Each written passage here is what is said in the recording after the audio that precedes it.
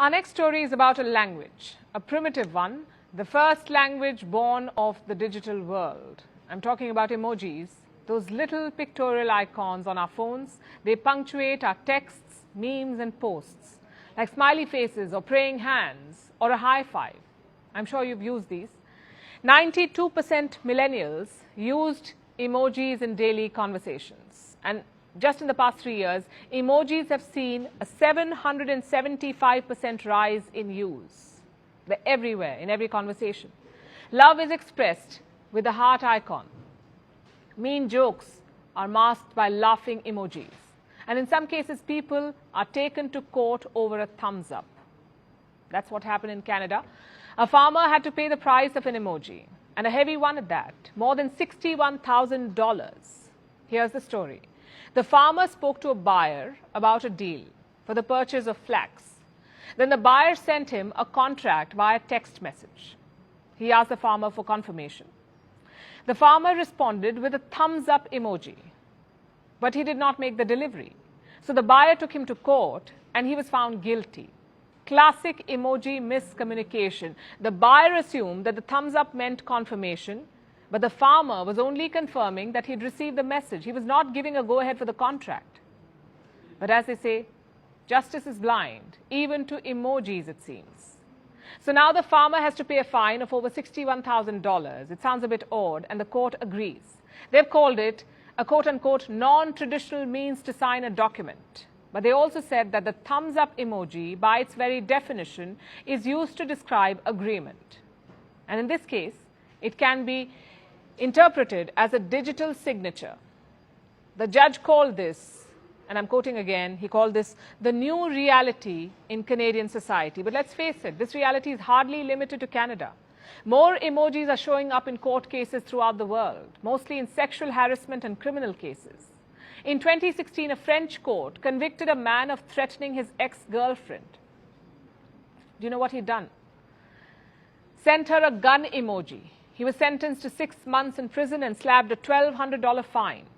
In 2017, New Zealand saw a case of stalking. A man was sentenced to jail for 8 months, again because of an emoji. In 2018, 46 people were slapped with criminal cases in India for replying to a woman's official message with an emoji. The case was later quashed by the Madras High Court. In the US too, cases featuring emojis are on the rise, and in England, the icons frequently appear in criminal, family and employment hearings. So the trend is quite clear across the board. It's also up for debate.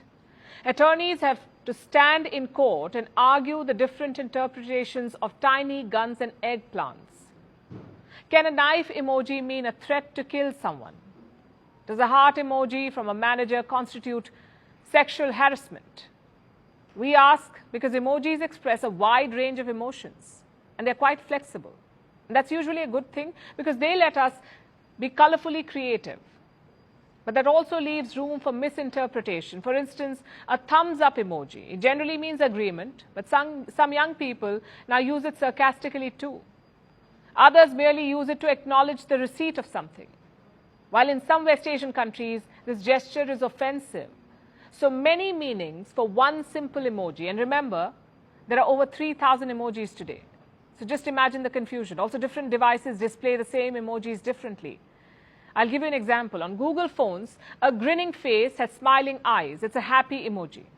But on Apple phones, it has a grimace, almost as if it's ready to fight. Now, according to a study, 25% of emoji users are unaware of this difference. In the context of law, though, this is a big problem. Simple confusion can be unforgiving, and the legal world has begun to accept it. For instance, last year, many lawyers in Britain urged the judiciary, they demanded guidance on the interpretation of emojis. Now, this may seem like the equivalent of sitting with the elderly and telling them that the peach emoji does not mean what they think it does. It will be an awkward conversation for sure, but it's an important conversation to have because emojis now appear in virtually every area of the law, and the courts must keep up. As for the users, throwing emojis around like confetti may not be the best idea. The next time you look at one of those icons, think before you press.